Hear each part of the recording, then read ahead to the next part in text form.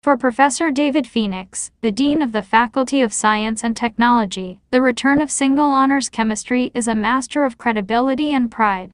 If you say you're a science faculty, you have to have all the core sciences, and this course will mean we attract a new supply of potential masters and Ph.D. students in chemistry, but he thinks that an attraction for students will be a teaching approach that differs significantly from his days as an undergraduate. This takes real-life issues as the starting point of lectures and modules, such as how drugs are made, or the science behind green issues. Out of this study, he says, students will be exposed to exactly the same core chemistry, unchanged over decades, but they will be doing it in a way that is more engaging and more likely to lead to more fundamental learning. It is an approach that symbolizes chemistry's recent success story, moving with the times, while holding fast to the subject's essential role as a building block of science and technological advance.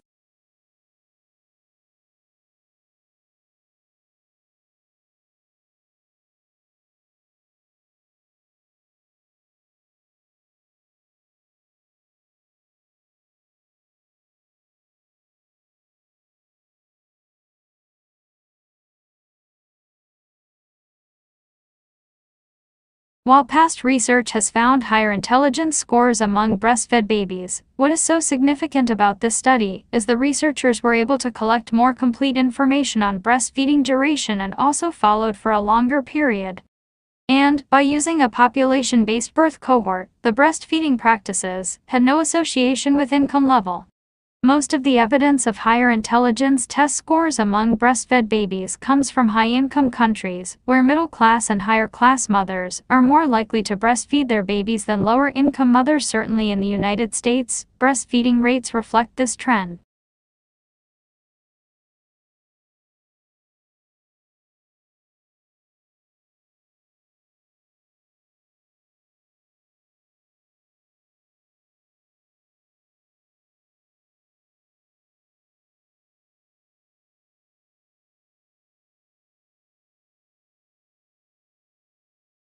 The increased funding will go to nutrition programs including school breakfast and lunch and more. First Lady Michelle Obama issued a supportive statement upon receiving the news of the passage of the bill that could impact the Let's Move campaigns that aims to end childhood obesity within a generation. I congratulate Chairman Miller and the House Education and Labor Committee on the successful, bipartisan passage of a child nutrition reauthorization bill out of the committee today. This important legislation will combat hunger and provide millions of school children with access to healthier meals, a critical step in the battle against childhood obesity.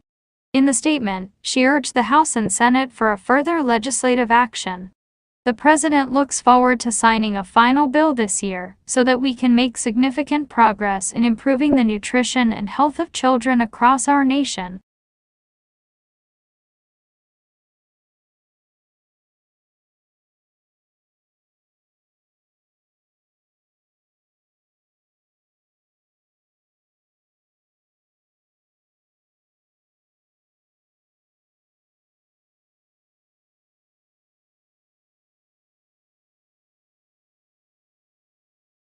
Chemicals used to control weeds in crops such as corn and soybeans may sometimes run off farmland and enter surface water bodies such as lakes and streams. If a surface water body that is used as a drinking water supply receives excess amounts of these herbicides, then the municipal water treatment plant must filter them out in order for the water to be safe to drink. This added filtration process can be expensive. Farmers can help control excess herbicides in runoff by choosing chemicals that bind with soil more readily, are less toxic, or degrade more quickly. Additionally, selecting the best tillage practice can help minimize herbicide pollution.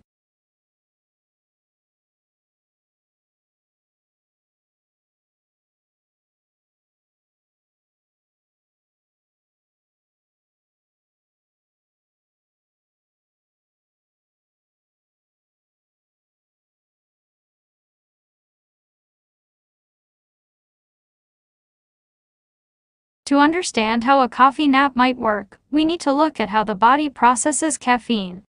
When you drink a coffee, the caffeine stays in the stomach for a while before moving to the small intestine. It is from here that caffeine is absorbed and distributed throughout the body. This process, from drinking to absorption, takes 45 minutes. Although caffeine is broken down in the liver, half of it remains in the blood for 4 to 5 hours after drinking a moderate amount, equivalent to 2 large cups of brewed coffee. It takes more time to eliminate greater amounts of caffeine from the body.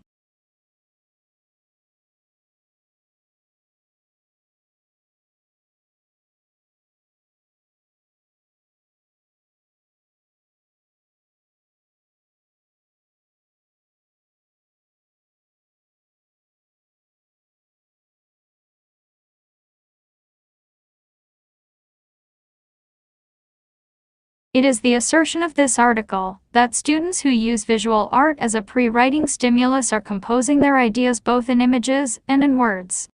The result of the art creation process allows students the distance to elaborate, add details, and create more coherent text.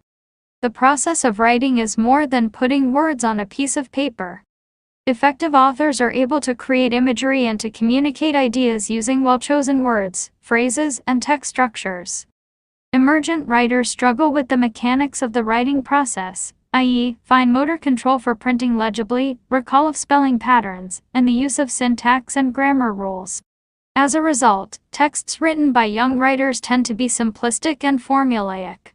The artwork facilitates the writing process, resulting in a text that is richer in sensory detail and more intricate than the more traditional writing first crayon drawing second approach.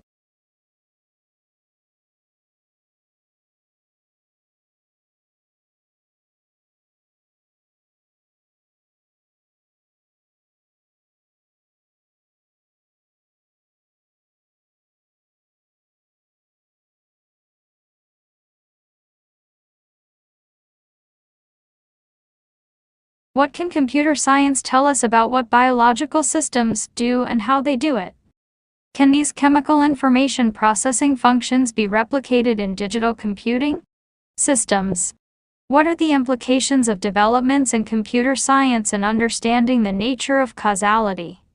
Aaron Sloman, author of Computer Revolution and Philosophy, delves into the world of connections between ideas developed in computer science, biology, and philosophy, providing new insights into some fundamental questions about the nature of consciousness and free will.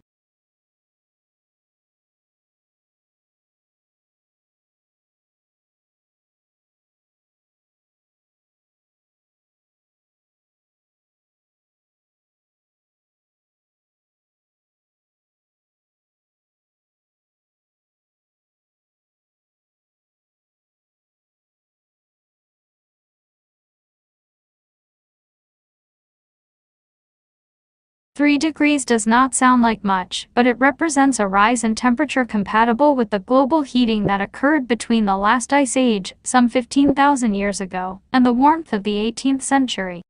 When Earth was cold, giant glaciers sometimes extended from the polar regions as far south as St. Louis in the US and the Alps in Europe. Later this century, when it is 3 degrees, hotter glaciers everywhere will be melting in a climate of often unbearable heat and drought, punctuated with storms and floods. The consequences for humanity could be truly horrific. If we fail to act swiftly, the full impact of global heating could cull us along with vast populations of the plant and animals with whom we share Earth. In a worst-case scenario, there might, in the 22nd century, be only a remnant of humanity, eking out a diminished existence in the polar regions and the few remaining oases left on a hot and arid Earth.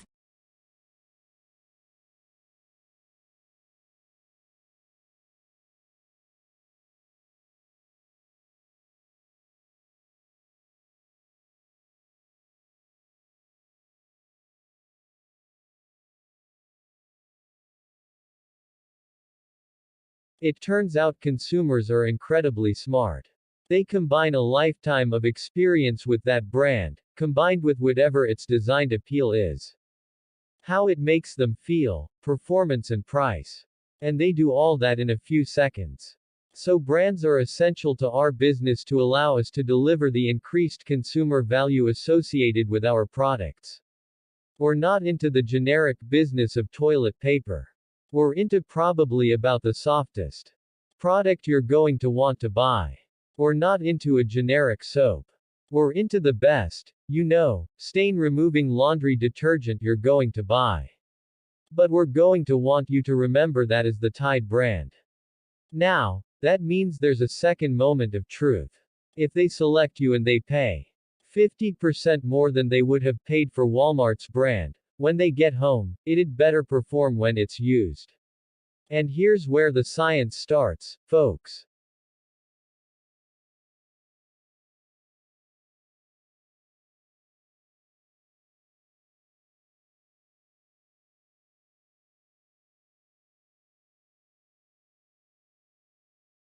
Human activities, such as burning fossil fuels, or warming Earth's climate. The climate crisis has widespread ramifications. Ecologists are worried that many species will become extinct, because they might not be able to adapt to a climate change that's faster than most naturally occurring ones.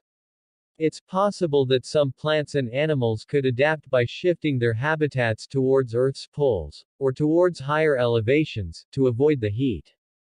Since ecosystems are varied and complex, ecologists can only find out by studying many specific cases.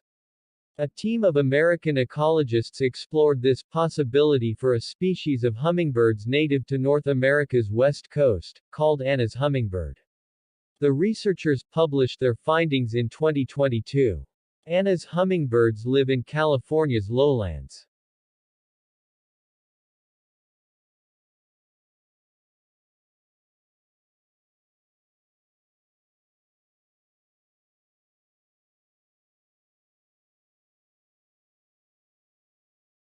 The distinction between pyramid schemes and legitimate multi-level marketing can be particularly hazy in theory. The difference is that the members of the multi-level marketing companies primarily earn compensation from selling a particular product or a service to retail customers, while pyramid schemes primarily compensate members for recruitment of new sellers. In practice, though many multi-level marketing companies make it all but impossible for members to profit purely through sales, and many pyramid schemes, like Vema Nutrition, disguise themselves as legal mufti-level marketing businesses, using a product or service to hide the pay and recruit structure. Many pyramid schemes also capitalize on already existing trust.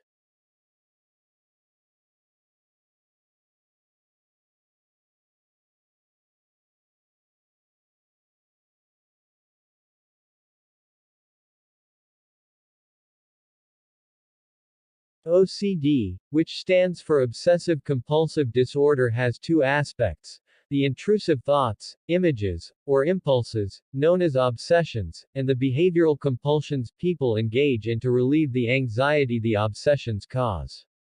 The kinds of actions that people often associate with OCD, like excessive hand washing, or checking things repeatedly, may be examples of obsessive or compulsive tendencies that many of us exhibit from time to time.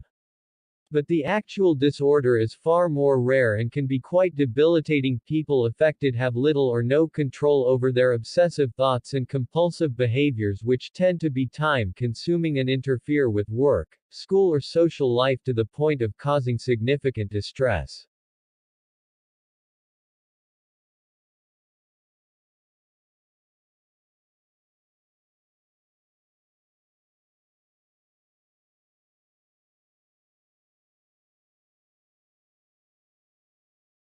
Why do we sometimes fail to perform up to what we're capable of when the pressure is on?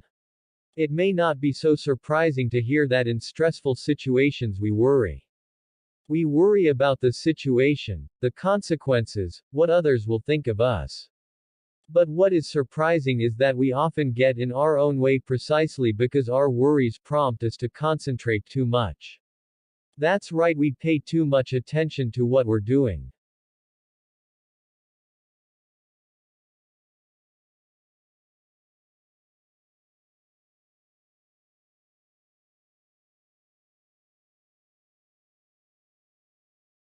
We mess up. Think about a situation where you're shuffling down the stairs. What would happen if I asked you to think about what you're doing with your knee while you're doing that? There's a good chance you'd fall on your face.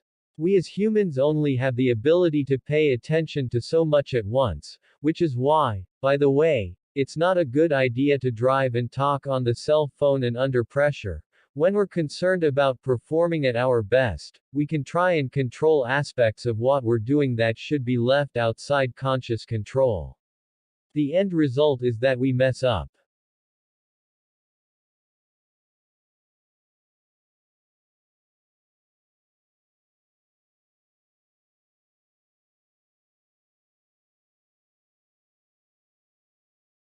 So how does a growth mindset do that? It turns out that there are physiological manifestations to mindset.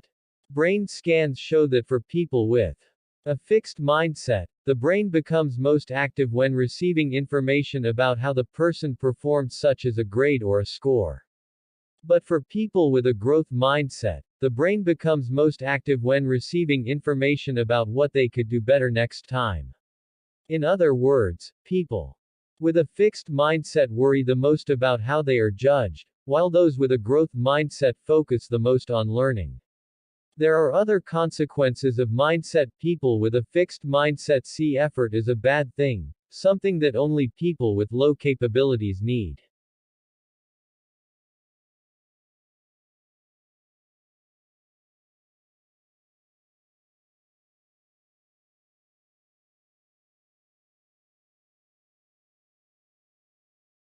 You sit down to take a math test, and you feel your heart beat faster and your palms start to sweat. You get butterflies in your stomach, and you can't concentrate. This phenomenon is called math aromatie, and if it happens to you, you're not alone. Researchers think about 20% of the population suffers from it. Some psychologists even consider it a diagnosable condition. But having mathematical anxiety doesn't necessarily mean you're bad at math, not even close. Laurent Schwartz went on to win the Fields Medal.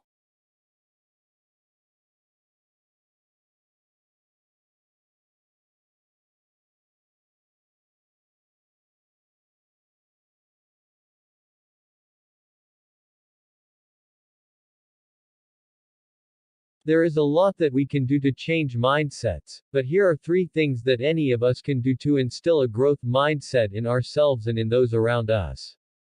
First, recognize that the growth mindset is not only beneficial but it is also supported by science. Neuroscience shows that the brain changes and becomes more capable when we work hard to improve ourselves. Second, learn and teach others about how to develop our abilities. Learn about deliberate practice and what makes for effective effort.